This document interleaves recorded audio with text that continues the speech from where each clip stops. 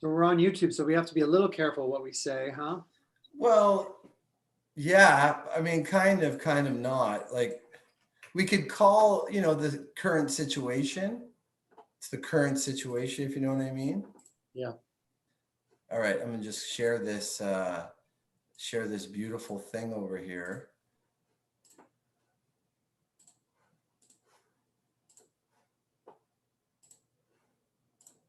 This is Naturopathic Doctors for Truth.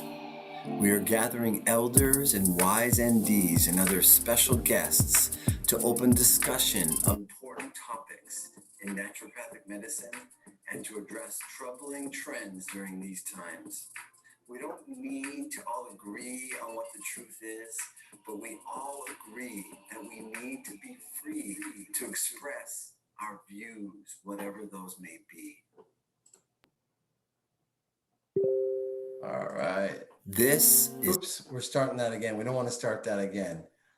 All right, that was the intro, folks. And now I'm just going to stop the share. I'm gonna come over here. I'm gonna update the site so people can watch live with us, and then we will be rocking and rolling, Doc. Cool. I'm excited I like to. your intro. What was that? I like your intro. It's cool. Thank you very much. Yeah. I do very much appreciate that. I just threw that together. And this is what NDs for Truth is about.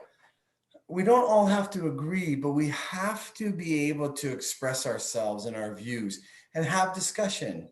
It just so happens that most of the people that I've talked to, I agree with a large chunk of what we discuss. We have agreement, which is interesting, because I think when it comes to crazy times like this, the things that really matter, I mean, you either don't see it at all, or you do, and thus you're part of like a sort of a mindset that agrees. We have this sort of accord of what's going on. So I know that I'm very eager to hear your view on things, and we can get rocking and rolling with that in a moment. I could do a speaker view or gallery view. Yeah, let me do a gallery view. That'll be nice. So let me just do a quick intro over here on Dr. Chris Lebowski, NDDC, naturopathic doctor, chiropractor, and homeopath, who practices in Ashland, Oregon. His primary clinical interest is the unraveling of chronic multi-system degenerative disease. He is currently working on his first book, being published by Chelsea Green and due out this time next year, where he uses the backdrop of last year, 2020, to discuss his ideas around viruses, infections, and why some people get sick and others don't. He sees that immunology and medicine are due for a major overhaul, and he believes that by applying naturopathic principles, he will be on the planet long enough to see that happen.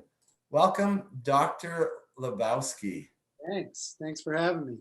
Yeah, it's a pleasure. It's such a pleasure. You, I sometimes I put out there on Facebook, coming up tonight on NDs for Truth, so and so. And when I put up your name, a whole bunch of people seemed very excited about it. Cool. Yeah. So tell us a little bit about the book that you're writing. I'm very curious about that. What's it titled? It's coming out next year. And and then the content would be good a little bit. Sure. Well, I've wanted to write a book for a long time. You're in practice long enough and you make some discoveries, you figure some things out, and they kind of just rattle around in your brain or get thrown into treatment plans over and over and over again. And, I think I just talked about it for so long that my wife last year, when we're in the midst of, the current situation and medicine is at the forefront of everything in the world. It's always at the forefront of my mind. I imagine it's in the front of yours too, but last year it was like the global focus on it too. So it became so clear that now was the time to bring that information forth, really to help more people. Yeah. So I could write a book that lots of people could read, and they could have naturopathic principles and things that they can do on their own to get and stay healthy. So like lay people, we're talking about lay people here. I keep saying I'm writing this book for the housewife in Ohio who Okay. was terrified last year. She's in her house, she's watching the news, she's seeing CNBC, she's watching CNN, and she's terrified. Yeah. And she's scared for herself, and she's scared for her elderly father. She's terrified for her children, and she Yeah. doesn't know what to do. And so she's essentially waiting until the vaccine comes along. And Yeah. you and I know that there's a lot of other options. There's a lot of other options, and for me, that would never be an option. That particular vaccine, which is an experimental mRNA, never before hit humanity, if we can call it a vaccine. So how do you help the housewife? Did you call her a housewife? I'm not sure if that's a politically correct term. I'm gonna get roasted for that. Yeah. Yeah, the person, whoever it might be, lay person, watches the media and is not educated, doesn't think for themselves. Not a lot of critical thinking there to challenge what they're hearing on the media, through media. But even the people that do, even the people that do that still just don't know how to take care of themselves truly. So Yeah. yeah. Okay. So how do you help assuage their fear? Well, you start the book by talking about what people have traditionally thought that viruses are and what Yeah. I think viruses are. Okay. That's where I believe that we really need to reframe our ideas around immunology and pathogens. And that's where it starts, is Yeah. that if you work with patients long enough and you see a patient in the throes of a chronic viral picture or chronic bacterial picture, you see that these things aren't what the average person believes they are. It's not just some germ that you pick up from somewhere that then you get this thing and then you get over it with the thanks and the help of the over-the-counter remedies in the drugstore. Like, it's a lot more complex than that. And in a lot of ways, it's a lot simpler too. And so you lay Yeah. that out to help people understand that we need to think about viruses differently. And I'm not going to give away what I think it is, but there's a big shift there that I think needs to happen in people's minds. Yeah. I'm all ears. There's been I've encountered so many different ways of looking at this, from the idea that there is no such thing as a virus, which Sure. I'm not sure I'm ready to accept. Neither am I. Okay, neither are you. I'm open to hearing the discussion though. What this year has taught me, and last year, is that it's so important to just let people express what they think, Yeah. and there's so many problems that are had through not allowing that. So if somebody does believe that there are no viruses, and no such thing as viruses, then I'm eager to hear what they have to say, and then I can decide for myself. That's it. Certainly. So, I so you, about this last year and talked to, and I agree with you. And it was interesting to listen to them, and it was interesting to listen to their hypotheses. And then you sort of chew on it and you throw it against the wall and you see if it sticks. And you go, clinically, I don't think that sticks. yeah, I don't think it sticks. And then I don't think the other extreme of the way we're taught that I'm going to sneeze on you, you're going to get a virus, you're going to get sick, and we've got to be fearful and decimate and destroy and bring out the arsenal to kill and kill every virus out there. yeah. Well, that's not true either. No. The human race wouldn't be here without viruses. You're full of viruses.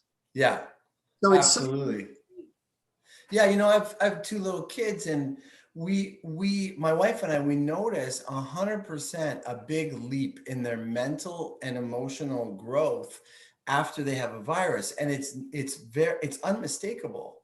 They start doing absolutely new and amazing things right after they recover from the virus. And so there's something there. Dr. Zach Bush talks all about the beauty of virus. Are you familiar with Zach Bush, the MD? Yeah, sure. I mean, and lots of people are talking about it, that viruses actually help us evolve. And they reflect, they are agents of reflection. They reflect what we need to be working on or going through. They bring us that bodily challenge or that detoxification or whatever you may have it. I hope I'm not stepping on the toes of what you don't want to talk about in your book. No. I mean, that's very much in line with my thinking. It's very Okay. much what I've seen over my career, and it's very much what I'm writing about. That idea that they're pieces of information and they're important. And I think you hit on something really important with your kids, like it's a download. Yeah, They get a download when they get sick with the virus. absolutely. Get a discharge, and then they are healthier after the thing is done. So no, it's right in line with my thinking, and essentially, but the thing is, like, you and I get this, and maybe the people that are watching get this, but most people don't get that. So I'm really writing it for the person that's never really heard that concept before, and trying to frame it in a way that they can get into it and have it be very usable, and not inferior, sort of like meat in their hands where they can go, I get this. And I Yeah, could show good. this to my family, and I could show this to the people I know and go, look at what this doctor says. Like, this makes sense to me. And he's teaching us how to take care of ourselves. Well, that's fantastic. I think it's a gift and a gift. I know that's the same word twice, but it's literally this beautiful thing that you're offering someone to be able to make it graspable for the average person who's not as educated, because they have the right to know as well. And some of the language is sort of like, it obfuscates the simplicity of some of these topics that, once you grasp them, you should be able to convey any subject in at least as simple terms as you possibly can. Once I you grow, like to do that. Yeah. that's been the fun thing about writing a book, is really taking all these years of it and trying to distill it and write it in a way that's fun and somewhat entertaining, a little bit of a story weaving through it, and yet at the same time making it a manual that people can go back and go, oh yeah, what was that in chapter 4 about sugar, and what was that in chapter 6 about sarsaparilla, and what was that in this chapter about what's a castor oil pack, like going through those things and trying to help people get it, and then have something they can have on their bookshelf and pull off again and again. Yeah, sure. So, what's going on? What is going on? What's going on in this world with, with the media, with this pandemic, with the response that we're seeing with medicine? And I mean conventional medicine and naturopathic medicine as well. What is Dr. Lebowski's take on this? Well, what I can tell you is that in December 2019, I'm the scaredest doc I'm freaked out because I'm looking at Johns Hopkins every day, and I'm seeing this little outbreak starting around Wuhan, China. Yeah. And I'm deeply affected by this. I go, this is it. Here's the pandemic I've been waiting for. This is the thing I've been studying forever. When I first started studying homeopathy, and I'm reading Dorothy Shepard, and I'm reading Elizabeth Wright Hubbard, and I'm reading Burnett and Kent and all these people, and they're talking about these things. And then I go on and I study with Paul Herskew, and he's talking about this stuff. And I'm like shaking in my boots, Yeah. In December, there's not a lot of people who know about this even. The average person, the layperson doesn't know about it. And I'm not really even hearing my doctor circles talk about it. So I like to say I spent 6 lonely weeks thinking about this thing and thinking about, what did we have in the clinic? Did I have every remedy I needed? Did I have all the medicines? I'm studying the herbs out of China. I'm sort of watching stuff every single day. It's at the foreground of my mind. And that goes on. And then, we start seeing cases, and I don't know, they go pretty well, like we're not having a lot of trouble using simple remedies and simple things, and it's going really well. And then one day in April, I'm sitting in my office, this office right here, and I get a knock on the door from my office manager, and she hands me a letter that she said a suspicious man just handed her at the front desk. So I opened that letter, and it is a letter from the Federal Trade Commission telling me that I'm under investigation for telling people to take elderberry and zinc and vitamin E and vitamin C. And so one more time, elderberry, zinc, and vitamin C. Yeah. Very sinister prescriptions there. Clearly out to make a bundle too. You know how much. Yeah, that's huge dollars are to be had, and those. Okay, so did this suspicious person, just from the Federal Trade Commission, you're under investigation? Okay. So, yep. So I immediately take down the stuff on our website. I immediately take down the YouTube videos that allude to that. I let them know I had no ill intentions. But the point of me telling this story, Doc, is at that point something shifted a little bit. I went, what's going on here? Like, why can little old me, Doc, in Southern Oregon, not tell people to take things that are simple, gentle, effective, easy, researched, heaps of research? Why can't I prescribe these things? Well, a week later, we get another letter. We're under investigation from the Department of Justice. And so, like thousands of other clinics, we were one of the ones where there was this massive censorship put in very, very early on. And so it changed the way I was thinking about things. You know, from the very beginning, being very nervous and worried about this thing, and then starting to see it clinically and my level of concern go down.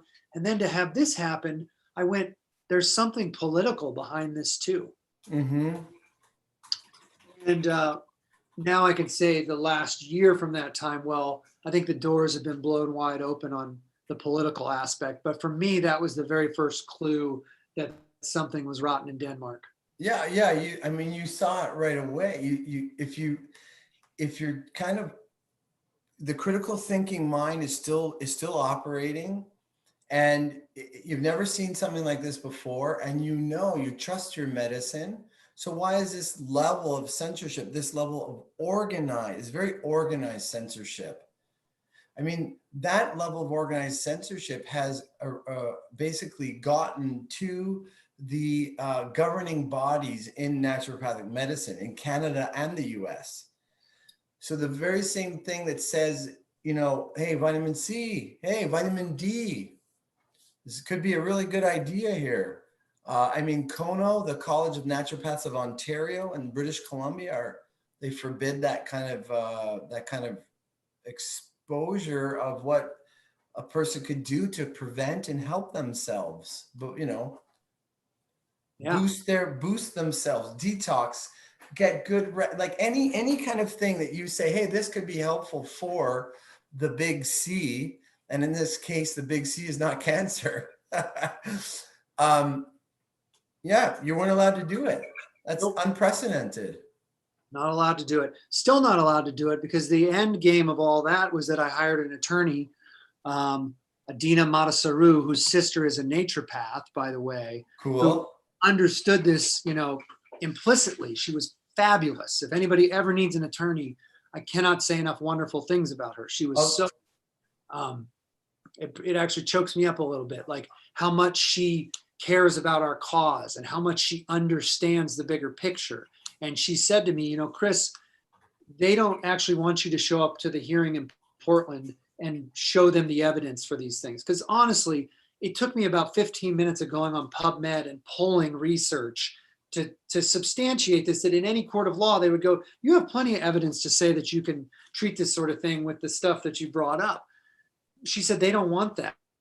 They want you to shut up. And so she said, this is a fight for the naturopathic profession.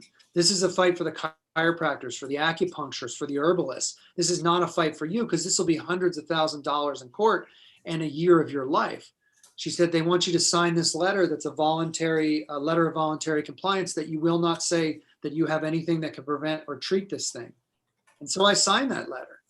So to this day, yes, to this day, I am still not allowed to say that I have anything that can do that. And I haven't. I see. And can you repeat the name of that amazing lawyer?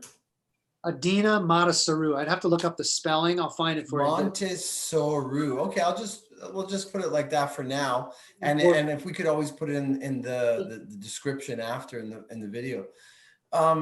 Okay, and so to this day, you can't advertise that you could help anybody, and they're happy with that. They're satisfied with that.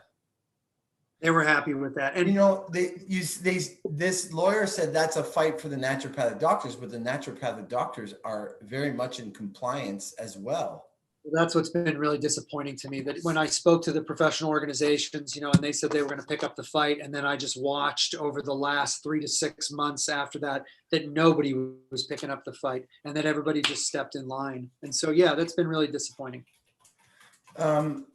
There is a huge amount of money that is empowering this censorship, media, misinformation, fear mongering campaign. A huge amount of money. If I've watched quite a bit myself. I've watched quite a few videos and documentaries, and one of the ones that I found quite impactful was Plandemic Part 2. I liked Part 1 a lot, but Part 2, it showed me something about the media and how the media is controlled and how much money. Another one that really influenced me in seeing the power of the Bill and Melinda Gates Foundation, which I realize is not the top level of power in this game, but certainly a very strong, call it general or field marshal or something, is Bill and Melinda Gates' huge network and their huge influence of both Plandemic and the movie Who is Bill Gates by the Corbett Report. Oh, that was excellent. It was like a 3 or 4 part series. Yeah, That's right. that was great. Excellent journalism. And you see how much money has been thrown around. So when CCNM, my alma mater in Toronto, starts using the language of Bill Gates to reduce vaccine hesitancy, to train our people so that we can reduce vaccine hesitancy, and a few other terms that I don't recall right now, but you can see the stamp of language that is a signature. It's like, when you study homeopathy, there's certain language that will tip you off to a remedy. Well, this is the language of the Bill and Melinda Gates Foundation, or the elite globalists, or whoever's behind this pandemic, that wants to control the narrative so that there's only one possible viable option, which is the experimental mRNA vaccine, right? I agree. So it's pretty interesting. Go ahead. It really looks that way, doesn't it? Yeah, absolutely. Because there's even medical doctors, if it was just naturopaths getting censored, it's like, oh, okay, well, we're used to it. We've always been maligned. So yes, I agree. If it was just us, you'd go, okay, that's par for the course, Yeah, exactly. It's par for the course. You witch doctor, hokey naturopathic doctors.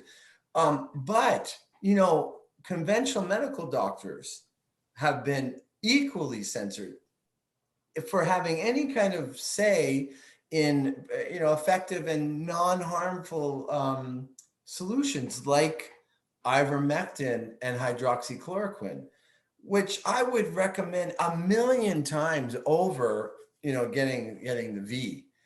Very safe drugs. Very safe. Very safe. Ivermectin, like really safe drug. Yeah. So, okay, so that's cool. So that's your book. And then you're telling people what's really going on and how to protect themselves, and anything else, any other elements in your book that you're kind of excited about? Yeah, well, I think in the big picture too, the concept is that this isn't the last one. This is virus 1.0. Yeah. And so this is coming again.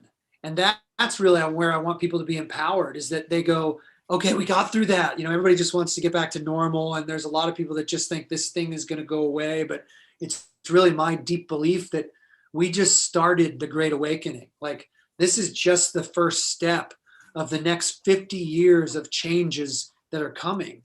And people need to be prepared. That's, you sort of talked about like the beauty of a virus. I agree with that. And I believe the beauty of this whole situation in this last year is that it's the great uncovering. It's making us all look at the things we never wanted to look at. Like, the Band-Aid came off, there's the wound, it's got pus in it, there's gravel in it, it's not doing well. You're going to slap the Band-Aid back on, or you're going to take it off, you're going to debride it, you're going to wash it, you're going to get in there and do what you need to do. And those of us that are willing to look at the wound and clean it out, I think we're going to be fine. And those are the people that I want to have this book, so they have tools and they go, man, I was scared that first time. I'm not scared anymore. Yeah. I'm not scared. That's good. Yeah. That's a big. I mean, are you still working with people with the virus? And how you doing? Yeah. Yeah. What I'm like saying these days is we're working with four syndromes, we're working with the original virus. We're working with people that have been vaccinated. Uh-huh. What's going on with that? We're working on long haul. There's a few of those. Yeah, And like chronic effects of the V or the virus. the C, yeah. Yeah, So in order, the C itself, the long haul C, the effects of the vaccine, and yeah. then what I'm terming the vaccine bystander syndrome, which we are also seeing. That's People right. Like the leakage of the spike protein, which in Pfizer's own document, page they 80 or something. Yeah. yeah, that's right. I think it's page 67 of their very own document. I could put up a link to that as well. Um, they describe these phenomena like if a woman who has a partner gets the vaccine, well, he might exhibit these symptoms because of the transmission of a vaccine vector. Like what, we've never seen that before, talking about a vaccine vector which is transmittable from a vaccinated person to a non-vaccinated person. And I say I read that verbiage like four times, and I can't say that I still actually get what they're implying there, but tell you, I don't. But clinically, we started seeing it, and it's a thing. And when you see something sitting in front of you and you hear the story, it's a thing that's happening. It's not happening to everybody. I have a theory about it, but like it's happening, and people are Oh, doing. absolutely. I actually started to get some pain in my genitals, which is, I never had that pain before. And it comes and goes, like it lasted for several days and then it's gone. And then I might be exposed to another person who recently had a V. I don't know what it is, if it's someone who had it a month ago or just yesterday, like how long that infectiousness is from the vaccine itself. Yeah. What are you seeing in terms of symptoms from people that are getting this spike protein migration? Yeah, or whatever it is, whatever it's happening to that person who's now a factory for that. And I think we'll figure that out at some point. I don't know if it's actually that protein, if it's pheromones, if it's something energetic, who knows? But what Right. I'm seeing with it is, a bunch of different syndromes, definitely dysregulation of menstrual cycle in women. Very Yes. strange, very uncharacteristic, very abnormal. And it's one thing if you see it one time, but then when you see it 10 times, 20 times, 30 times, you go, there's something going on here. Uncharacteristic bleeding, painful bruises, that spontaneous bruising, odd. Large ones, no recollection of having any injury, and then Yeah. receding and then coming back in other locations. That's been a big one. And when you Gas. say bleeding, is that by any orifice or is it like menstrual bleeding or dysmenorrhea? Like, sorry. Yeah, so in that first class, a lot of dysmenorrhea, like uncharacteristic dysmenorrhea. Yeah. The worst period I've ever had, or the worst Mm, period I've had in 20 years. Um, those sorts of things. Or like one where I had symptoms that are not like anything I normally have. And so yeah. those as a doc, right? They kind of make the bells go off. You go, what's going on here? But then there's the bleeding thing too, where there's something in the vasculature where there's the spontaneous bruising, painful bruising Yeah. Right. Right. a bunch of times. Definitely. Yeah. It's, you've got ACE2 receptors on the inside of the endothelium of the vasculature. They're predominant there. And then also a lot of abdominal symptoms in people too. Strange, like in the absence of a diarrhea, very painful abdominal pain that lasts for a day or two and then goes away and then comes back. Seen that a bunch of times too. Mm.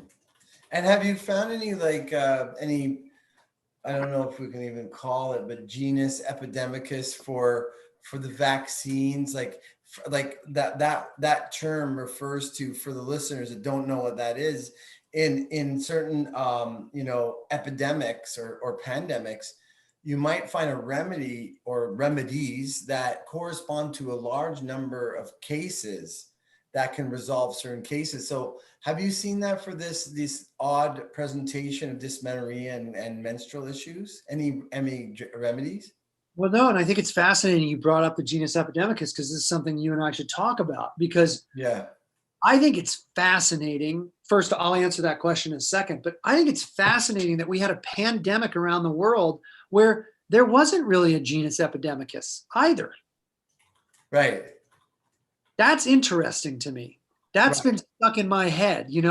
There was, like people put out stuff early on and I didn't see it play out, to be honest. I didn't see these remedies that people were claiming fix things to really fix stuff. I found, honestly, through the whole thing, I'm using pulsatilla, I'm using sulfur, I'm using phosphorus, I'm using calcareous carbonica and belladonna. I'm just like using anything that comes up. And yeah, was there a fair amount of sulfur? Sure. Maybe I used more sulfur. Maybe I used a little more arsenicum than I would have normally used. But it wasn't like this is all about this thing. So I found that fascinating. And I'm really excited when when the dust settles on it, to really hear the thought leaders in homeopathy and their discussion around that. And I got some people I want to talk to about that, but you and I'd be curious to see what you think. But then two, no, I haven't found one either for this syndrome. Once again, it's been whatever seems to be in front of me. So, Well, yeah, I mean, this doesn't behave like a virus. Like it's not a typical virus. And what's also interesting is that, so, Judy Mikovits from of course, Plandemic Part 1 and 2. yes, So she says that for the effects of the vaccine, one of the cures could be Suramin.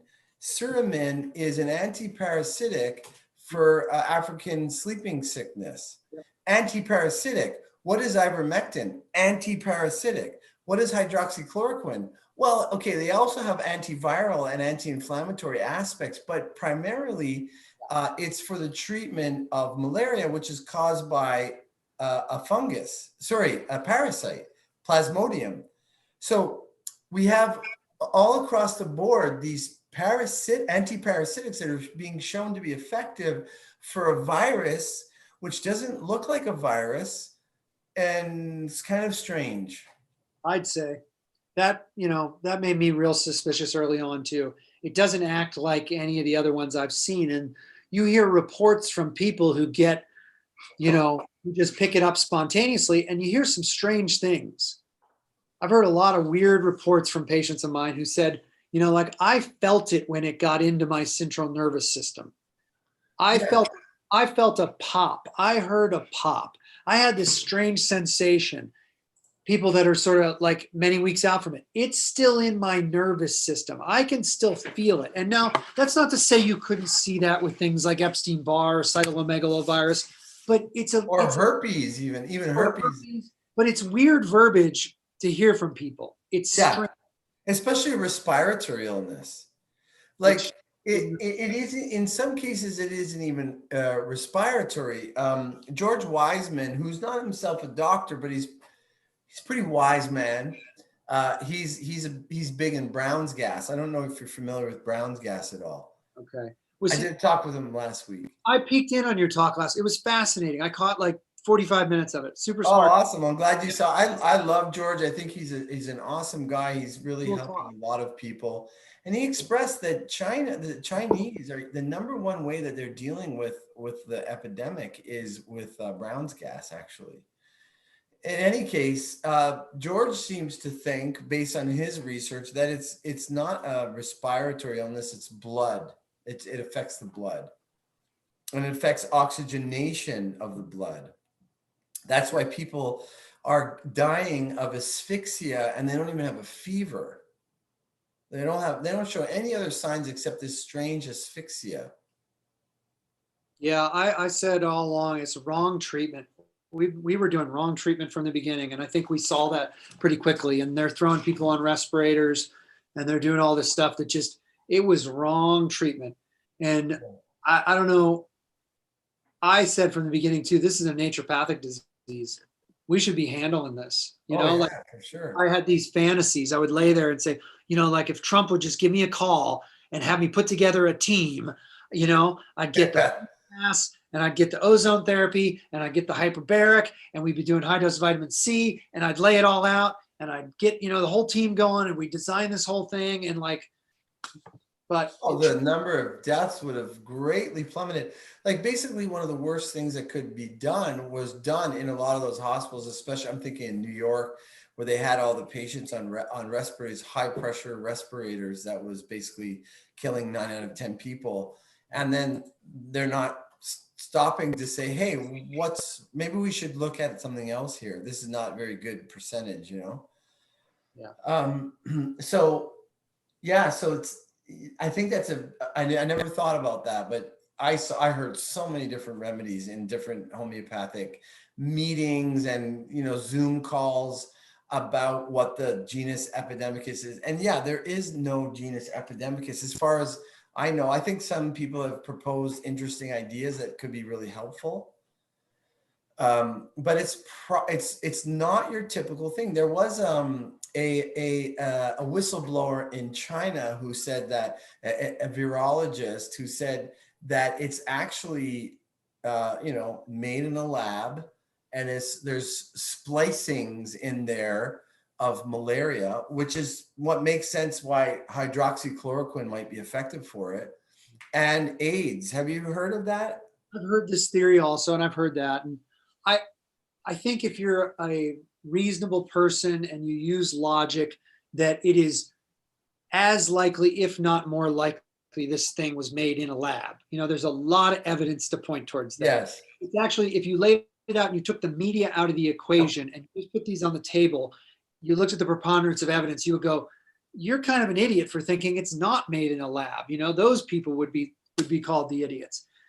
I don't know. I don't understand the genetics of it. I don't know what was done to it, but I have heard those theories, and I can say it acts unusual for a It virus. does. It does. I think, the whole Fauci email leakage, which is, I find really interesting that the mainstream media is covering that. Yeah. At least the conservative, like Fox News and stuff like that. I'm really wary. This is kind of a bit of a parenthesis in our discussion, but I'm really wary about the manipulation of the media, playing the two sides and like spinning something. And, oh, now Fauci, they're going to throw Fauci under the bus, to maybe let a little steam off of the people that are catching on. He's the bad guy. And then let's keep going on with the agenda, stuff like that, whatever. Right. But Fauci's emails all point really clearly to Chinese and particular Wuhan involvement in their labs over there. Which everybody, like all the conspiracy theorists, which I think they're just people doing good journalism today, and they're just easily, dismissed as conspiracy theorists. Well, all the people, even over a year ago, were already establishing these connections between the NIH and the World Health Organization, Wuhan and China, all this stuff. It's pretty obvious line of breadcrumbs. I think it is. But yet, Yeah. The media, the media's job is to make that obtuse or unclear or something. Yeah. So, yeah, let me see what else. What else? There's this huge censorship. It's unprecedented. There's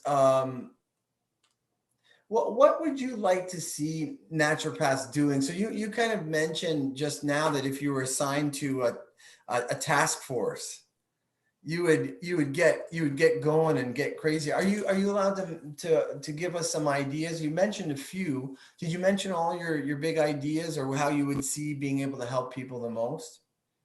Well, let's suppose we could turn the clock back and let's suppose we can go back to the beginning of this thing. Yeah. And I won't give any specifics because I can't give specifics, but you can, I can't. I just think that it was a very manageable thing to take it in steps, there were people that came in that they just needed some really basic care. and it would have kept him out of the hospital, and it would have lowered the total case count, you know? And then there's this next tier of people that they're sicker, but we have plenty of tools in our armamentarium that could have handled that quite well. And this isn't hindsight, you know? This isn't looking back and going, oh, this would have worked really well. That was standing there right then and seeing these tools that we have, basic naturopathic tools or maybe functional medicine tools that worked and that we're seeing play out now when people still come in and you can use these things and they do work. You know, Yeah. and then the critical care people too, where we've already alluded to that, where they were just doing things incorrectly. It wasn't being managed appropriately in the right way. And I think we had plenty of things that could have helped in that realm also, you know? Yeah. Thanks. Yeah. And I mean, the lockdowns are unreal too. Like, I can just say it because I've said it before. And I really think they're basically shepherding us. That's a nice word for it, into the corral of their making, of their choosing, these technocratic, globalist, basically psychopaths who think they are the divine ones to rule the world, and we're just, the peasantry that they can basically orchestrate and control. And it's for our good, it's for the good of humanity. That's the whole idea. So I see, like, these the media and the medicine and all the censorship, it's all been working together in one concerted effort to basically apply their agenda, to bring their agenda. There's certainly been a historical record of that happening in the past. Yes. And I think the interesting thing is that idea, like you go back to Fauci and sort of throwing him under the bus. Well, it's been a theory of mine for a long time that essentially that's what royalty is. You know, there's sort of like when the technocrats and the people of power figured out, like, hey, the peasants are going to come for us. Let's put these people up and tell them they're the boss, you know? And then Yeah. if they storm the castle with their pitchforks, well, they'll kill them, but they won't kill us, and we'll still control the strings behind it. And so I very much am in agreement with you there that there are unseen forces and people in the background who are pulling strings, and they don't really care about human life. They No, really in fact, they would like to reduce the population considerably. theory also. Yeah, I mean, that's possible. I certainly have. I wouldn't trust them as far as I could throw them if we knew who they were. Right, if we knew who we were. There's some theories about it. I don't think we have to get into it, but it's the Wizard of Oz or something.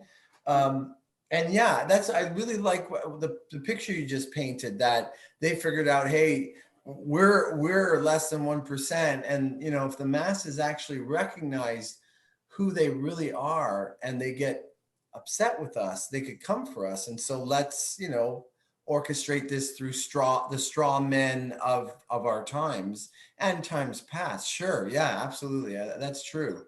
They don't, the ego comes out enough that the notoriety is not what's important, but the power is important. Yeah. So Fauci's one of those figureheads, and perhaps the Gates and the Clintons and the Bezos and everybody else, perhaps they're all just that, second tier. And Klaus Schwab, Yeah, the guy who says you're not going to own anything in the Great Reset and you will be happy. And he also says, there are 4 billion useless feeders on the planet, in his book, COVID-19, The Great Reset. And these will be culled by starvation. And, I don't want to dwell in fear. Like, I don't feel afraid. I never felt afraid. I always felt a sense of almost like, kind of like what you did, but it's sort of excitement. Like, we've been waiting for this time for a long time. The players are revealing themselves. Whereas before, if you did ever mention anything like this, you were a conspiracy theorist and there was nothing to back you up except you had done piles and piles of research, but you couldn't really point to too much happening on the surface. But they have revealed themselves time and time again. It's become quite obvious, the control. They've revealed their hands. And that's a good thing because like fungus, like the dark forces, they can't thrive in the light. They when they reveal themselves and people see them and then they act, they can do something about it. They can stand together and say no, which is what this all boils down to. But if they thrive in darkness and they control through others, and those others are, coming and going every couple of years, then there's not much we could do. So this is actually a really amazing, unprecedented time. And I don't want to paint fear, but I would like people to be aware of what's possible.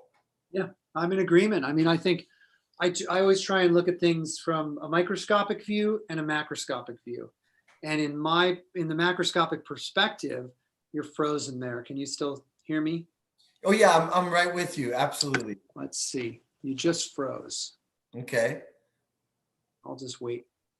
Okay, Go you're ahead. unfrozen now. Okay, good. Yeah. So what I was saying is, the microscopic and the macroscopic view, from my perspective, is that, we've essentially, you're familiar with the Great Kali Yuga, Yes, I am. the Great Year, the Great Cycle, this transition that we apparently go through in this planet, where we go through periods of density and periods of darkness and periods of patriarchy and periods of technology and periods of, reductionistic thinking. And then Yeah. over time, we move towards periods of lightness and periods of less density and periods of matriarchy and periods of creativity. And then, Yes. what was 2012, the end of the Mayan calendar, that was the end of a great cycle. And so we're at the bottom of that cycle, though, and Yeah. yeah, we're going up, but we're still at the pit. 2012 is the pit. If you take 13,000 years and you spread that out, this is like a long time to climb back towards the light. But the Yeah. beauty of that is there is only one direction we can go right now. And we are heading towards the light as a planet. We are heading towards the light as a species. But the next bit, it's going to be rocky. Yeah, I think we're in the way. There's some rocky potential ahead. I do differ a little bit in the way I perceive the yugas. I'm of the mind of this gentleman right here. You see Sri Yukteswar? Yep.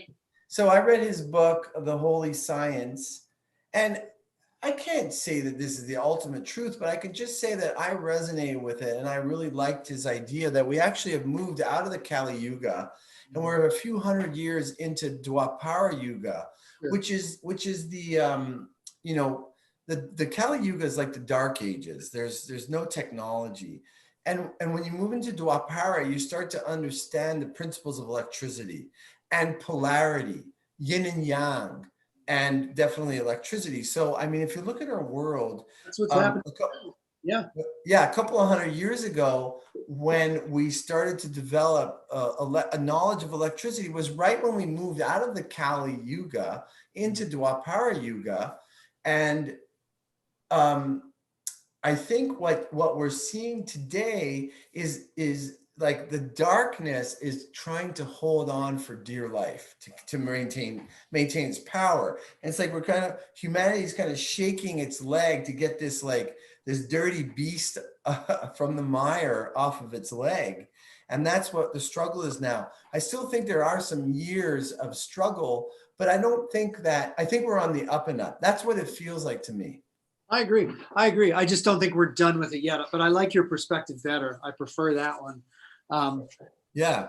I just think, you can't, once you take that Band-Aid off and there's pus and there's gravel and all that, it takes time for that wound to heal. And so to think that, oh, by 2022, everything's going to be hunky dory. No, we have to fix the planet. We've Yeah. been destroying our planet for hundreds of years. We need to fix that. We need to fix our healthcare system. It's in shambles and it doesn't work. And it's never been so evident as now. Everything. We need to fix our Everything. system, the monetary system, the systems of control and domination, the systems of government. Those all have to be fixed. And that's going to take some time. So I perceive that as this rockiness of the next 50 years or so. Oh, sure. Yeah. Yeah. Uh-huh. I get it. I'm not sure that all the systems need to be changed. The systems itself are okay, but how the greedy, call them 1% or something, have orchestrated the systems to work and to serve their monopoly of the system. That has to change, because democracy is well, first of all, democracy and capitalism, it's not the worst system. Sure. The, if you want to compare it to some of the more Marxist communistic options that seem to be offered alongside with some of the other uprising of anger and change that are coming forward. I mean, if we look at the precedent of Maoist China and Stalinist Russia, I mean, these were not very happy places to be. And if you said anything, you were first censored and then you were killed, or you were just killed. Well, we have to recognize too, right, that I'm not just talking about the US, you're not just talking about the US, we're talking about the world, right? Yes, Still very real places like that in the world. that's true. There are So definitely. does that mean democracy for the whole planet? I don't know. Maybe. Does it mean some kind of form of unity for the whole planet? That's my dream, is that we, evolve to this place where we realize we are all one, Yeah, and we need to all work together for the betterment of mankind. And yeah, I that agree. it's service to the consciousness, not service to self. So Absolutely. what happens? Absolutely. I love that. I'm with you 100%. I have even made efforts to try to, bring some ideas of unification. That's right up my alley as well. One thing I do differ with you is also, like, you described it as this darkness and density and then patriarchy, and then moving into lightness and then matriarchy. So I think that I would rather live in a matriarchal society than in a patriarchal society. But I would rather live in a matri-patriarchal society, a one where men and women are just in harmony with each other, than live in a matriarchal society. And the idea, what we're seeing right now, or like the idea perhaps of, let's say, Hillary Clinton had become president of the United States, the fact that she's a woman has so very little to do with how good a president that she could be. Because if she is being played or has her heart in a bucket of darkness that is governing a lot of the other rulers of the planet today, the other, people that are governing, then it doesn't matter what skin color or race or gender she is. It matters what quality of person she is. And I do not think that Hillary Clinton would have made a very good president. She would have bolstered the confidence of women, like Barack Obama did for Black people. And I think that's a plus. We have one in the White House. That's a plus on our side. But it's the quality of character, not necessarily the gender, that matters. And maybe that's it too, that the place between the darkness and the light is where, we have that balance. Because I'm a firm believer too that our universe, oscillates between these things. It appears to have this duality, right? Yes. We see it every day, and we see it in medicine. You see it in Chinese medicine theory. You see it shows up everywhere. There's the dark and light. And so the likelihood that we ever just end up in the light is probably not going to happen. You're going to always feed back and forth. And that's that beautiful dance of the universe, where maybe there was unity and then it became duality and then it became all these other things. And at some point it goes, God, was it better to be just unified again in this constant expansion and contraction? So Right. Maybe it's a place in between patriarchy and matriarchy where we can walk together unified. Yeah, yeah. Well, thank you. I love that. And you know what? I struggle a little bit with that idea that here we are, we move from Dwapara into Treta Yuga and finally into Satya Yuga, which is, I mean, total unifying, no disease, longevity, bliss, being in a body, and maybe even only you don't even perceive the body as a body. Who knows the vastness of that state. And here we are, we're in a enlightened society, living in harmony with nature and with the divine. And then we evolve back down to the Kali Yuga. Like, I don't like that idea at all. It's a tough one to wrestle with. It's like health and disease, right? They mirror. You need one to have the other. So I get you. I hear that too. And then I think, well, I'm just a simple human being, and who am I to prefer one thing or another in the universe, you know? Yeah. Well, I wouldn't downplay what the potential of the human being is, because ultimately the wisdom that you've spoken, I mean, I agree with just about everything you're saying, and I think that that wisdom is coming from a place which is beyond what we consider ourselves as humans to be. Certainly. Like consciousness. You mentioned consciousness before, right? Yeah. Yeah. And I kind of look at it this way. I'll just let me throw this out. I have all these working theories, you know. I should say theories in evolution, theories in progress. I would, That would be I'd my hope all doctors have theories. I mean, yeah. I come up with them all the time. I came up with one about this time last night that I think is really interesting. And I'm tying it back because I think that's one of the biggest problems with this pandemic is that you've seen people stop thinking. So I want to applaud you for continuing to have theories, because I think it's fundamental for us to change our paradigm and get people well. And you have to constantly be thinking and coming up with things. So Well, please. thank you. Thank you. So here's my theory on the yugas and humanity. So if you take a human being, this is how I understand things. A person lives in this physical world and dies, and then they go to what we call heaven, which is the astral plane, and they have a resting period there or whatever. They review their life, and then they get ready for another reincarnation into the physical. That that cycle is spoken of in Hinduism and Buddhism. It's a kind of a universal, you know. It was in Christianity until they took it out of the Bible. Yes. Yeah, right. And in Judaism as well, mystical Judaism is Gilgul, like it's a cycle of life. Now, that seems forever, but a person does actually at some point transcend that painful cycle of going back up into a less dense, less suffering realm to then have to kind of squeeze through the vaginal canal again and to get smacked by the doctors back into this harsh world and then back again after death, blah, blah, blah. So my theory is when a person transcends that reality, then they stop that cycle. There's a cycle that humanity is going to keep going through until we transcend that cycle. Sure. Sure. Yep. I agree with you completely. And I think there are the preponderance of evidence is that there are probably millions of other species and races from other places in the universe that have done that thing over time. And perhaps they're helping us or want to help us, or some of them do. Just once again, like if you laid it out on the table, you go, is it more likely that the universe is empty, or is it more likely that it's teeming with life of highly evolved species that have transcended some of those things? And I put my money over here, you know? Yes.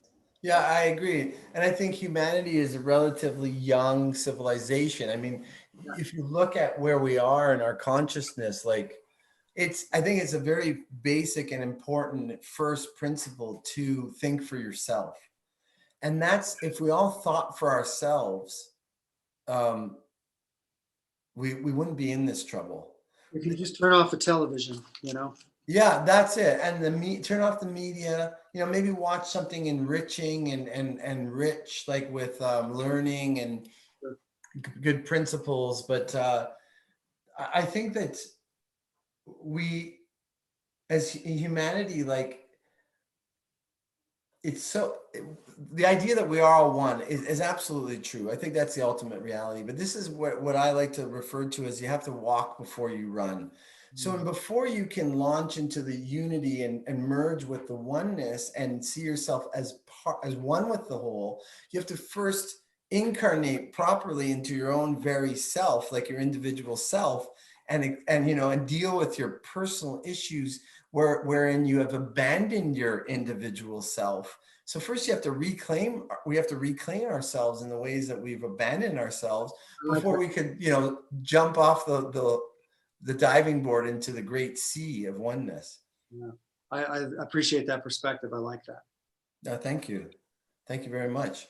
So this is really cool. Now, I'm so excited by the fact that you are a naturopathic doctor who loves and practices homeopathy, and that is, as from where I come from. I graduated like 21 years ago.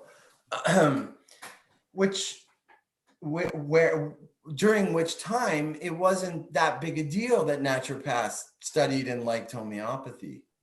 But that's changing a little bit. The landscape for homeopathy is changing at the college level and at the media level. What is your experience around that? Yeah, I think from the college level, it's all but been abandoned. It's really become this sort of sideline therapy that's taught inside of other coursework. It's very sort of rote, like appendicitis. If they would even in the colleges anymore let you treat appendicitis with a remedy, you would give these ones, Yeah, that's right. Like cookie cutter stuff. cookie cutter stuff, which is not, you and I know, the way you practice homeopathy. It's in fact the antithesis of homeopathy. So I think on the college level, it's really unfortunate because every student that I have come sit in my office, when they come observe with me, they bemoan that. I mean, they show up here because they know who I am and what sort of stuff I do. And they come here because they want some exposure to homeopathy and some of the old naturopathic principles. And they say it's no longer really being taught there. And Yeah. it's a shame. Yeah, well, the CCNM always had a decent program. I think that the naturopathic colleges have never really had a strong homeopathic program. Some teachers are better than others. Like there's some pockets of schools that have better classical teaching. CCNM was pretty good. I want to give it props because when I got into practice, I wasn't quite ready from what I learned because you're learning 85,000 different modalities and subject matters. It's hard to really get good at any one. But I continued my studies and I got more efficient. One of my teachers that I really appreciate very much is Lou Klein. Like he really helped me a lot. Brilliant man, brilliant homeopath. So what was I saying? Yeah. So the homeopathy has just been shouldered out as an elective, and that's the first step. Then I spoke with Bob Bernhardt. He's the infamous guy who is saying that he's the president of CCNM who wants to, get all naturopaths and students vaccinated with the experimental mRNA gene therapy.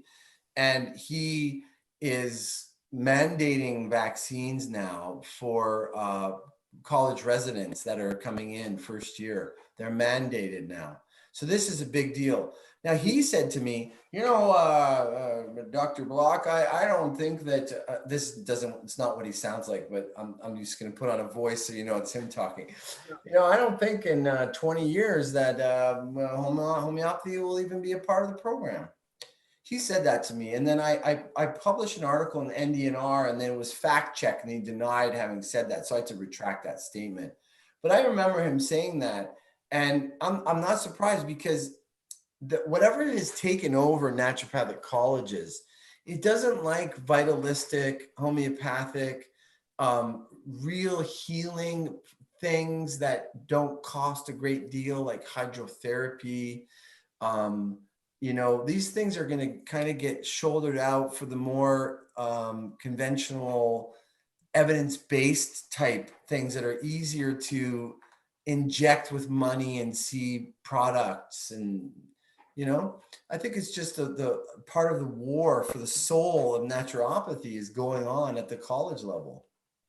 And I think I agree with you completely. And I think it's disheartening and sad. And I think it's also it's an inferiority complex on the part of the profession. And it's a desire to fit in. It's a desire to be part of all that. And honestly, I think the best thing the naturopathic profession could do would go, we don't want anything to do with you.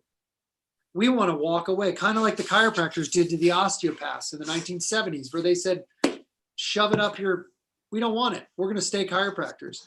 And I really think, well, what I think is going to happen is I think we're going to have a great naturopathic college that emerges in the next decade, one that is truly vitalistic and one that goes back to principles because people are craving it and people need it. And they're going to teach botanical medicine there the way it should be taught and homeopathy. And we're going to, do manipulation and hydrotherapy and all these great things. And all that other stuff is just going to sort of be a sideline and it's going to be an elective, like if you want to know about all this other stuff, you can take an elective in this, but it's going to be core vitalism because we need it.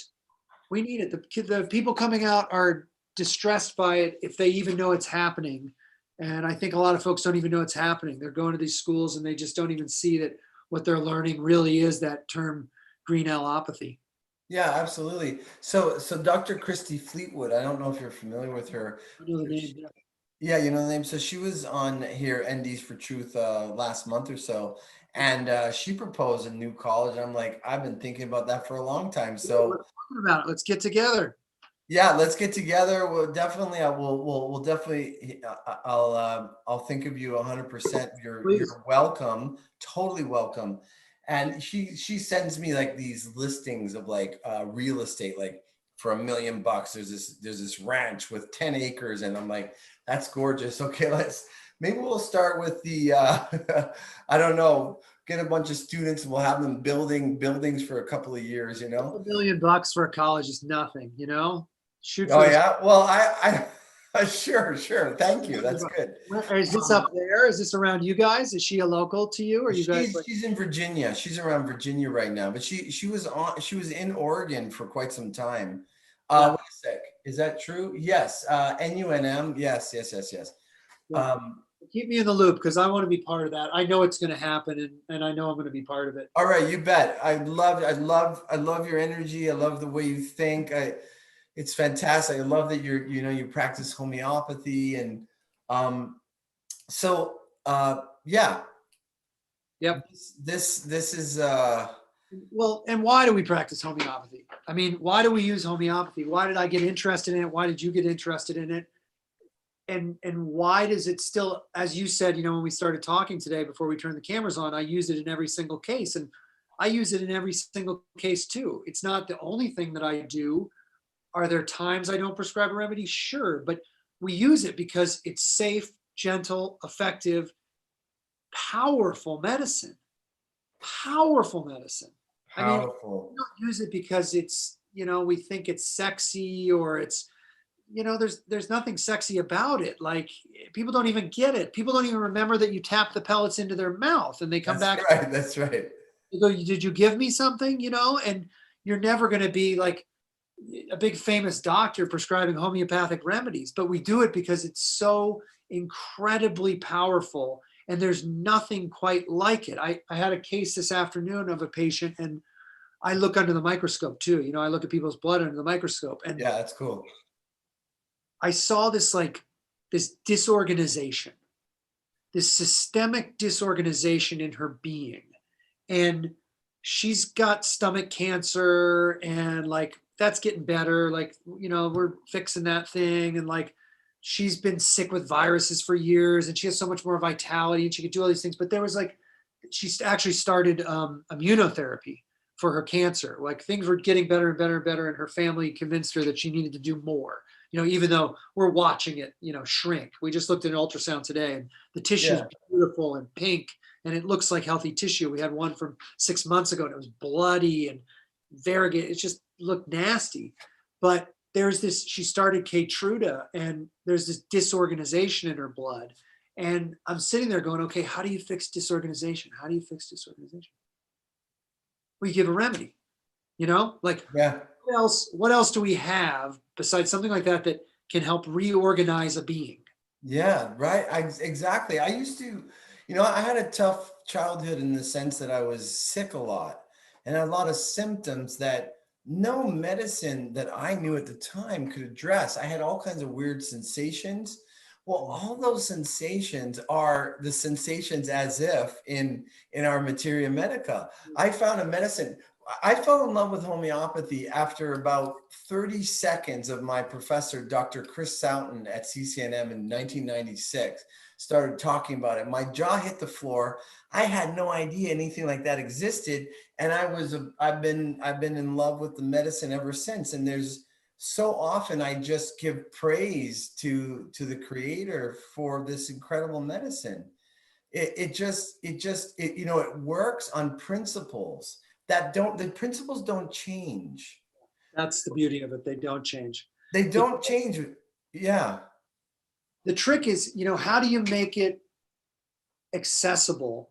How do you make it teachable? How do you make it so it doesn't take, as Vitolka says, 10 years of being a beginner. And so I think that's the interesting thing if we're talking about colleges and we're talking about the naturopathic profession, like, because even in that, even with the good teachers, like I had some good teachers at NCNM, back it was NCNM, Dur Elmore, brilliant homeopath, really great guy. Like, um, but how do you condense it so people can understand it and get it? And I don't know that I know the answer to that I question. don't think you can. I think it falls into the category of great medicine that has a big learning curve. And the devotion to it is worth every effort, every blood, sweat, and tear. Because in when you get past, I'm not even sure if it's a 10-year beginner period or maybe a 15 or 20-year beginner. I mean, I still sometimes feel like overwhelmed in Yeah. my in a case, I don't know which way to go. Um, but that's the beauty, and that puts the value in somebody who is an elder who has been practicing the medicine for 25, 30, 35, 40 years, who is still has all their marbles and can practice. They have a tremendous amount of wisdom. It is a medicine which is tapped directly into the nature of reality itself. So there's no point where you actually could say, oh yeah, I know that I get homeopathy. Sure, you get it, but you're constantly learning more and more, and there's not too many um I want to say modalities that are like that. Not too many. There are some. I mean, I think that's the beauty of naturopathic medicine, right? Is that we have some of those. And for a mind like yours and mine, who are constantly craving information, it's a wonderful way to practice medicine because you will never get tired. You will never get bored.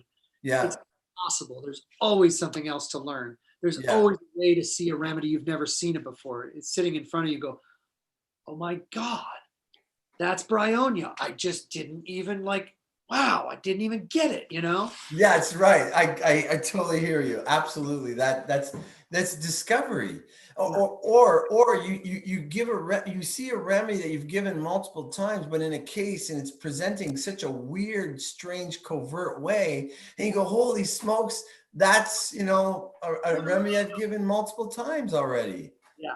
Yeah. That's what I love about it. When you can, I always sort of picture when you sort of step to the side and see something from a different angle. That's the Yeah. visual I always get when I have that thing with a remedy where I go, I was just thinking this person needed phosphorus and they needed phosphorus and they had phosphorus all day long. And then I looked over here and was like, wow, that's crazy. That's serenum, you know? Yeah. Yeah, right. That's right. Seeing behind the veil always seems like a good thing. But let me not poo-poo what you said too much there or dismiss it, because I like the idea of just like you're writing this book to really synthesize a simple message that people can digest. I think that the same thing is true for really good teachers and people with a lot of experience with homeopathy. They can present the knowledge to people in a concise way.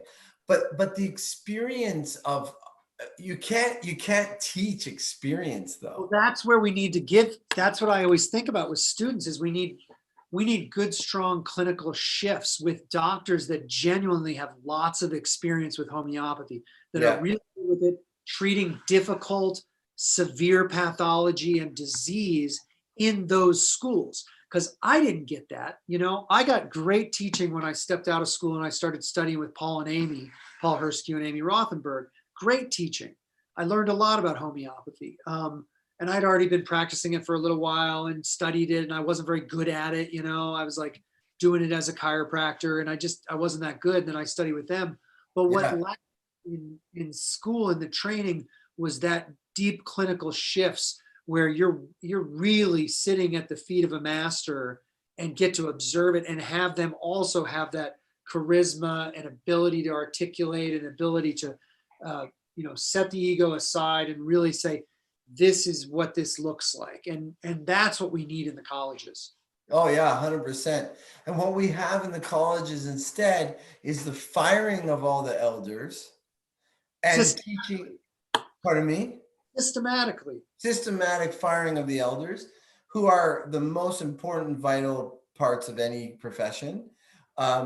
and the teaching of fear in medicine, to be afraid, to not take chances in case. I had a talk with Andre Sane, and Andre is an example of a great clinical expert with boatloads of experience, and he should be teaching everywhere. And he does make an effort to teach a lot. And he hears all the time from students like, whoa, aren't you going to like refer them to the hospital? No, I'm going to give them a dose of belladonna, and they're going to be fine in a couple of days. Yeah.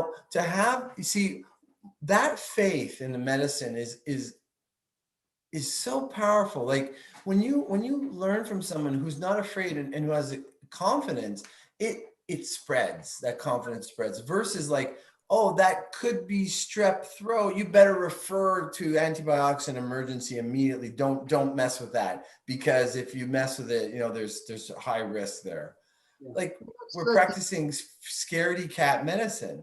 Scaredy cat medicine. I saw that in school so clearly. The residents and the doctors would be afraid to treat a kidney infection. Like, oh, the protocols say we need to do this. And the few of the old docs, who were really awesome, would allow us to treat them, and we'd watch them get better. We'd give a remedy, and the kidney infection would go away. And you and I see that every day. Like, yeah, the people teaching it have to have the confidence. So you're right. We need the elders.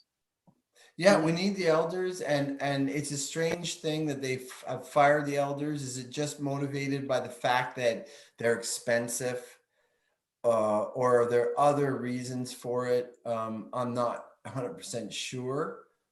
It's just another thing to add on to the pile of how far from the wisdom of our medicine the colleges are straying these days.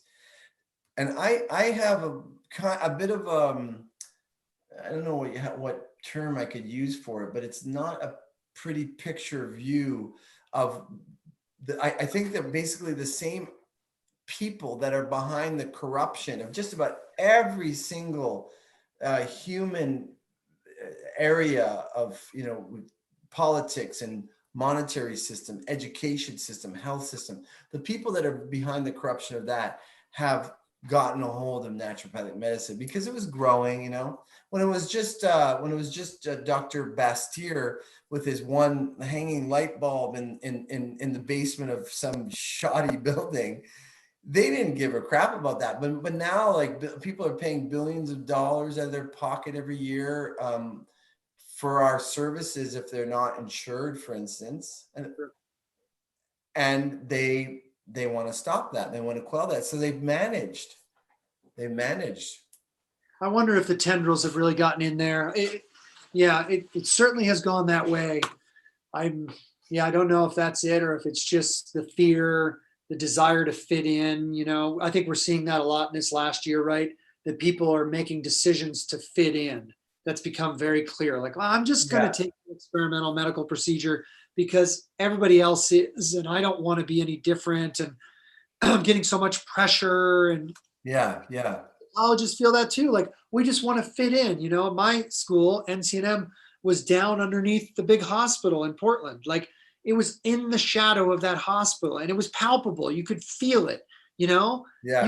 You could feel that, like, the people there, a lot of them wanted to be up there. Yes. And so, I think it's a lot of things. Yeah, I can't say I know for sure. I would like the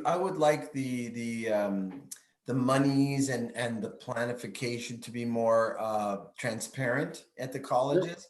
Nobody knows where all that income goes once it arrives, and who's managing it and stuff like that, and who's paying for certain things at the company, because there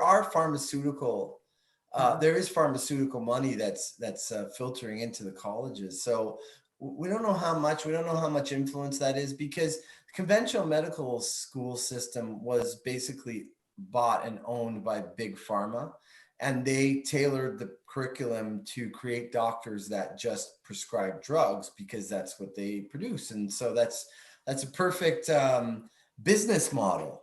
Sure. It's a great model. It's a brilliant business model. It's got a few conflicts of interest, and it compromises on the well-being of the patient. But in terms of business, it's brilliant. Yeah. And who's to say that that's not happening now in our colleges? We certainly should be on the lookout for it. Yeah, I agree. I agree. So, I know this is a silly question, but do you have any favorite remedies? Do you love any remedies? Like every time you look at it, you're like, oh, I just love that remedy. Yeah, I mean, only a bunch.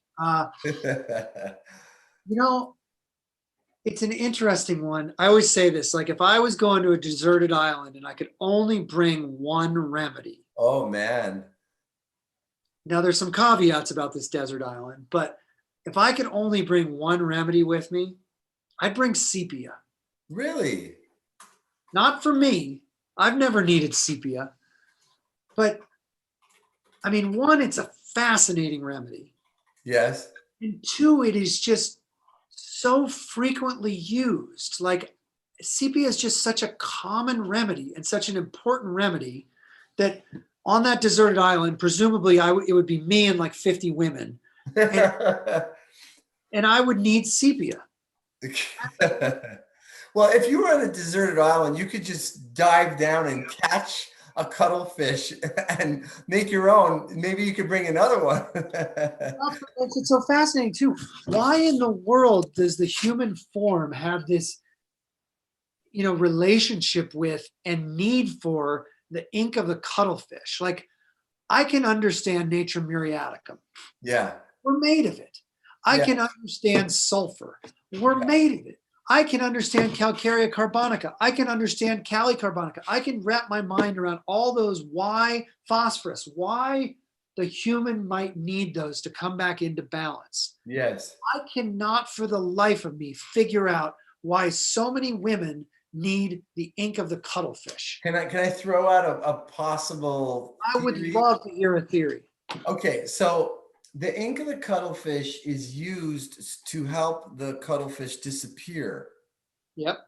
And many people, and I want to say largely, women, have a propensity to make themselves disappear. Hmm. And so there's a substance in nature that matches that. That's homeopathy on the sort of like mental, emotional, etheric level, And it's the textbook stuff, like a housewife who's exhausted and burnt out, and she's just self-effaced. I had this very interesting case of a woman that I'd given sepia to, and I hadn't seen her for a number of months, and she was doing okay on it, doing pretty well, I'd say. And she came to me for fear that her son was getting married. She was terrified to go to his wedding because he was getting married in California, and she was terrified of earthquakes. So you could look at fear of earthquakes, and there's like maybe 6 to 10 remedies there. But what I do is I do holistic counseling. I just asked her deeper and deeper questions. Well, what if you were in an earthquake? Well, then I might get crushed. And what's the worst that would happen? I would die. And she started crying. Actually, she didn't start crying then. I said, and what if you died? That she said, then nobody would see me. And she started bawling. And I said, oh, we're back to sepia, because that actually resolved her fear immediately, because it was the fear of disappearing, which she had already. And that is I think that's why so many people need it, because a lot of people, a lot of women in particular, the feminine tends to disappear. Sure. It's a lunar thing too. Okay, so you think, just to like flesh out your theory, you think that that's just a fundamental thing in the human form and the human psyche, and this thing in nature happens to match that perfectly. And we just happen to find it because, as the story goes, I don't remember if he was a friar or a monk, but he was, tasting the end of his pen and putting it in the ink, and then he started to develop the symptoms of sepia that Hahnemann picked up on. So you think it's just that it's coincidence that that substance fixes that fundamental thing? I don't think it's coincidence. I think that all of this has like a Well, divine yeah, you intelligence. probably don't believe in coincidence any more than I do. No, no, exactly. I don't think it's coincidence, and I don't think it's a coincidence that that guy put his thing in his mouth and started to develop symptoms of sepia. And I don't think it's coincidence that certain homeopaths feel inspired to prove certain remedies and bring them into the materia medica. That, you know, we go through different ages, and right now, for the last at least 100 years, sepia has been good, but in the next 100 years, it might not be as relevant. And radium bromatum, or plutonium nitricum, or the lanthanides, or these newer remedies that we're bringing into our materia medica might be more relevant. Sure, Depends on where we're at in our lives, you know? sure. No, that makes Yeah. perfect sense. Just as there would be different remedies in other worlds and other planets, and as they suited those peoples. Yeah. Yeah. You know, Rajan Sankaran came to Montreal, and I asked him a question. I don't probably wouldn't have used that as much. It's like, you know, you're in front of a genie and you have one wish. I wouldn't have not have asked this question, but nevertheless I did. And I said, do you think that there could be remedies that are prepared from mythological creatures like dragons and unicorns? And he kind of laughed at that, and he said, well, no, it would be just like you would use a substance that already contains a theme of that mythological creature, like I don't know, like a dragonfish, or you know what I mean? Like there's named creatures and stuff like that. Anyway, it was kind of a fun thing. Yeah. Those that could be that other world, you know, the mythological realm of where we get remedies from someday, for sure. I like the question for sure. Yep. I also asked Jeremy Sure that this very question, because I've often surmised about that. How does a person who has never, say, been bitten by a snake, for instance, and they don't, well, we don't, maybe their ancestor did, but let's say we don't know that, right? How do we justify them needing the venom from a snake that's on another continent, say? And he was like, he didn't, I don't remember what his answer was, but he was teaching, he came to CCNM and he gave a lecture. And I don't know. I don't know what it is, but there's, Yeah. Well, if we're all of the planet, you know, this is our home and we're all made up of the same fundamental things, and we really share a great amount of DNA with everything else on the planet. We're more like everything on the planet than we are not like it. Then right. it follows that all of our remedies would be here, right? And I think that's the beauty of homeopathy too, is that we have all the medicine we'll ever need. You know, you could take one plant, one, Yes. all you'll ever need for the rest of humanity. You could make all the homeopathic remedies you need. You could take one sampling of a bowel and get all of this particular nosode you will ever need for every Yes. human. Like that, it's also that microcosm out of the macrocosm that I think is Yeah. fascinating. Like, Yeah. Absolutely. I love it. I also find what I find so fascinating is that you're taking a case and you collect your symptoms, and then you look in the materia medica, and the patient is actually manifesting symptoms of what we see in the proving, like in a textbook case. Not all cases are textbook, but some textbook cases make you go, how did this person get so clearly in this state of this substance they've never been influenced by, like a snake remedy, or perhaps a butterfly, or some plant remedy that's in the Amazon forest. They live in East, New York or something. I've pondered the same thing. It's fascinating, particularly when you see like a characteristic or keynote symptom in multiple different systems. You know, yeah, they've got the mental, emotional, but they have something in the eyes, something in the skin, something in the bowel, and you go, oh my God, this is just screaming that. I've wondered the same thing. It blows my little mind. Yeah, it blows my mind. And you know, I think you had asked you had asked something before, or made a statement just about how do we make this more accessible. You were talking about helping students that are coming into homeopathy make it less challenging. So there are some, you know, modern adaptations of some homeopaths that are trying to put everything into families. And are you familiar with Jan Schulten's periodic table of elements? Okay. So Jan has also now done his plant periodic table, right? And there are some Indian homeopaths like the Joshis who are doing the animal map system. So they're mapping it on so they're trying to do that. I think it's a work in progress, and there's certain dangers to it or pitfalls. But I think as we evolve, and our science evolves, our instrumentation evolves, that we might actually be able to determine the remedies faster in some way, like with some cool diagnostic system. I don't doubt it. I don't doubt it. And, and even people that use Vega machines or muscle testing, and this is a far departure from classical homeopathy, but Yeah. my mind has become way more open to those concepts and ideas the longer I've been in practice. And I used to be quite dogmatic about it. And now I go, well, you know what? If someone gets to a remedy and it helps them, great. Like I had a patient today from New Jersey who called me, who I've gotten through this horrible systemic MRSA, Oh, and geez. she called me because her roommate got it a little bit. And she said her roommate started taking, they looked it up. They had no experience with homeopathy before me, but her roommate started taking pulsatilla, silica, and Hepar sulf. And like the MRSA started getting better, and the boil that I think is what led them to that got better. Oh, yeah. And the first instinct in me is this cringing of like, oh God, they took 3 remedies. What will we ever learn from it? That, but then the other side of it is like, well, who cares, man? Right. Who cares? Right. This woman in New Jersey took 3 homeopathics and all this stuff went away. That should be headline news. Yeah, there is some orthodoxy in homeopathy that I have to confess I have been operating under.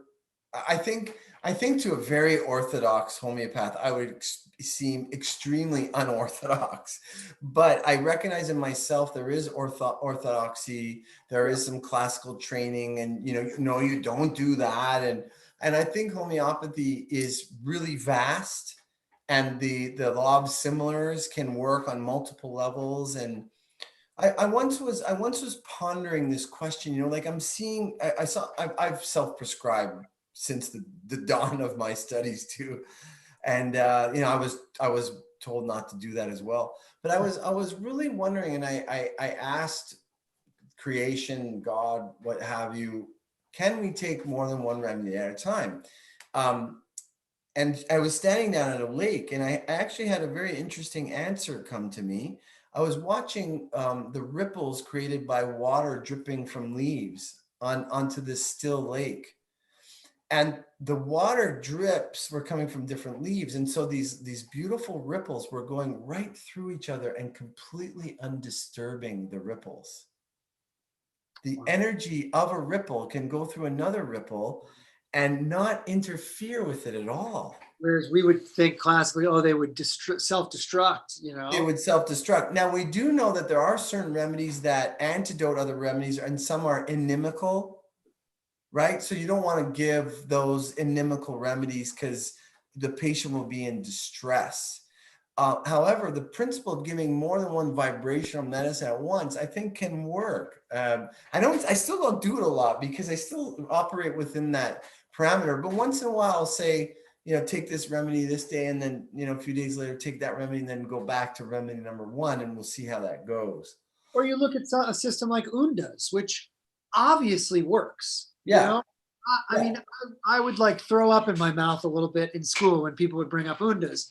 And I've gotten to a place where I go, who cares? It obviously works. There are naturopaths and homeopaths who use that system brilliantly and cure deep, deep degenerative disease. And I love it. Like, that is awesome. That is so much better than what is being offered in the conventional world. That who are we as orthodox homeopaths to throw any shade on that concept? Like, go right ahead and tell everybody about it and teach me how you're doing it too, because I think it's fascinating. Absolutely. Yeah, I agree. I like your attitude. I think there's wisdom in what you're speaking, I could probably even be a little more enthusiastic about the Unda numbers like you are than I am.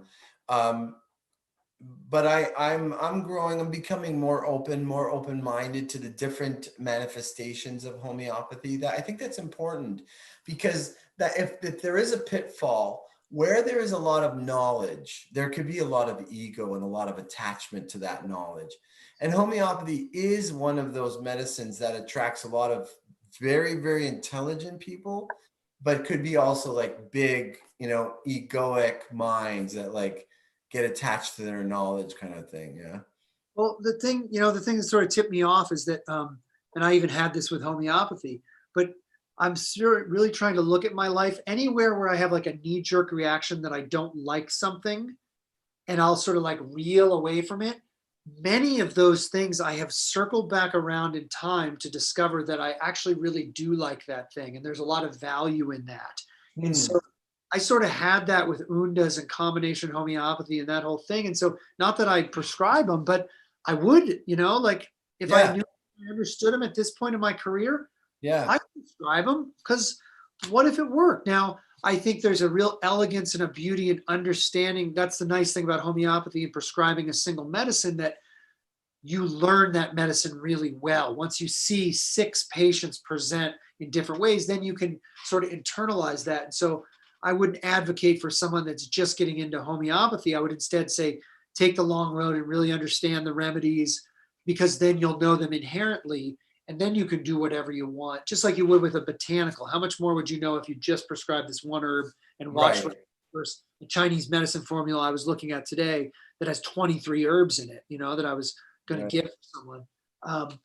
But I guess the point is, I don't know. I think they're all of value, and I think if we look at something and maybe we at first glance don't like it, maybe there's some reason that we should go back and revisit it. I think that's an interesting point. Yeah, and there's some reflection there that it's bringing up, and it also depends on what level that we want to operate at, because we're the human being. We're talking about the yugas, and the yugas have a parallel with the different levels of our bodies. In like if we study the Vedas, the yogic knowledge, so there's five. We have 5 bodies, which are the same as 3 bodies, but in the 3 body model, there's the bliss body, then you have the subtle body, and you have the physical body. The subtle body is made up of 3 bodies, so that's what the 5 model body is. It's the higher mind, intellect. Then we got the lower mind slash emotion, and then we have the vital body. So we can, when we address the disease at just the physical, Hahnemann goes on and on about the problems of that, and the suppression that comes. But sometimes we got to control the symptoms, so that's where we would do it at the big boulder reality. But then when we're giving the unda, you know, I don't think that. I mean, I actually I can't say I know this for sure, but my hunch is that we're really moving a lot of energy at the subtle level and in the subtle body, which is just slightly more higher vibration than the physical body. So, and that's not a bad place to address illness At all. if that's our end goal. I like to help a person understand the how they got sick through the relationship of them to themselves and what they believe about their reality. So I like to work at the level of the mind. And so I like to select a remedy that also matches that and the totality of the symptoms. It's not always easy to do so, but that's my preference in my practice. So I like to do that. But it's not to say that a person can't work just at the vital level, or like, why not? Why not? Why not? Or as some people, thought about it too, like that whole idea of drainage or drainage, or what if you did that for a while and you cleaned the person up and you got them healthier, and then it became very clear that the person needed sulfur and that was it. Like what if that bought you time and it moved the patient along? As we all experience that as naturopathic doctors, is that people can be very impatient with their care because we are looking for long-term results on a very deep level, and the suppression is never an option really. that it's really always trying to weave someone through, or as I like to say, the Rubik's Cube of their story. Yeah. And what if you used something there for a while that did ameliorate some things and created some discharges and had them increasing their energy until you understood the genius or the gestalt of the remedy? I I think it's brilliant. I mean, I Yeah. just as I go further along, and I think that's what herbs do a lot too in naturopathy. I use a lot of botanical medicine, a lot. And I try and make the formulas as simple as possible. I repertorize my botanical formulas.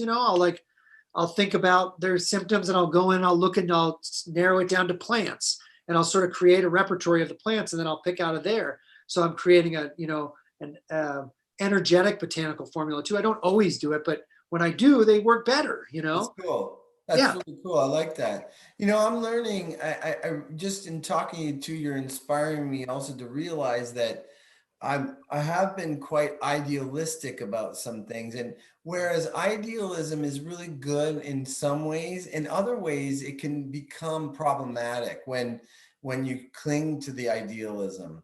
And I've become more flexible with and not just as a naturopathic doctor, but other things that I've been doing in other realms, like hobbies, you could say, of like alternative energy forms, and working with orgone and organ accumulators. Like I had some of these concepts that, oh no, that's how it works. But there's the mystery. There's so many subtle levels of these medicines and these sciences that we can grow from a lot more without such heavy idealism.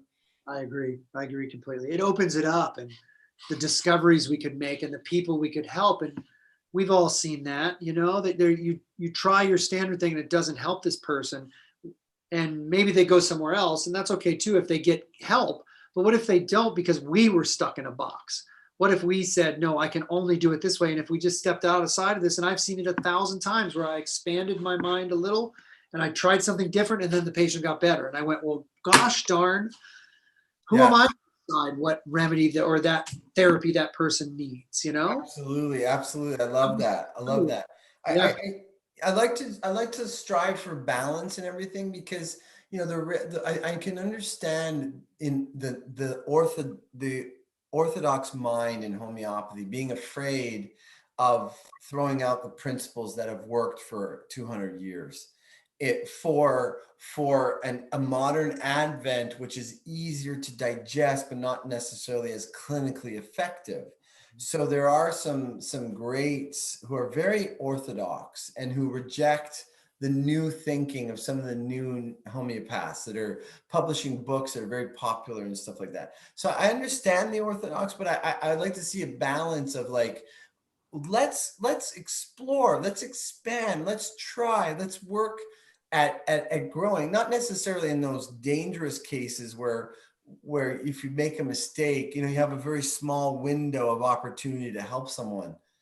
But in these cases where, we're being guided towards something that is a little bit different than what we've tried.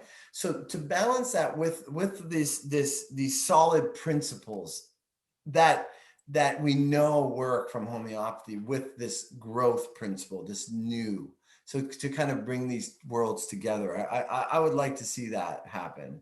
I agree. I agree. That's the only way it can develop. And yeah, we shouldn't lose the efficacy. We shouldn't lose the firm foundation, but we should always be thinking and trying and experimenting. And I think doctors classically were experimenters. We Yeah. are. Practice. You have to be creative. The human organism is super complex and every single one of us is different. And so I think we have to be creative. I agree. I agree. All right. This has been great. I love this. I feel like I could sit, maybe sit and just chat for the next 5 hours about topics like this.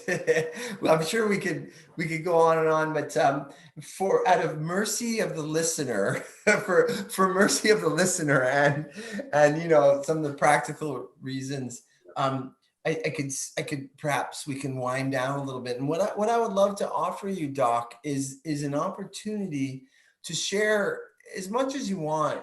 Last parting wisdom, things you would like to say that you haven't said, any pieces that you would like to share at this time, please do. I think it goes back to our fundamental discussion here that we got into and the way that we're talking about the grand scale. And just to say that I genuinely believe that we're going to head in the right direction. I really do. Hmm. And I always love that expression, that's attributed to the Buddha. Who knows if the Buddha actually said it, but that three things cannot be long hidden: the sun, the moon, and the truth. Hmm. And the truth of what's happened in the last year or two will come to light. And the truth of who's standing behind the curtain will be shown. And the truth of our fundamental principles of our medicine will once again be shown to be true. And you can't deny that. And so I have a lot of excitement about that, a lot of hope about that, because I know people have been really in a dark place for a while, and we've seen it played out over and over again in our patients and our family members, our friends. We've seen families ripped apart, relationships ripped apart, businesses lost, suicide. It's been a dark time, but I am genuinely encouraged that the truth will rise to the top. It always does. I agree, absolutely. Like nature in an urban jungle, that always finds the cracks to grow out of. Yeah, I like that. That's a great piece of wisdom. It's very encouraging. It's very positive. I do like to end on such a nice note as well, because we did touch on some of the not so nice aspects of that festering wound with gravel in it that we were talking about. So Doc, thanks so much. I really enjoyed today. It's a pleasure to meet you. You are most welcome to be a part of the school, a real naturopathic school going back to the real medicine.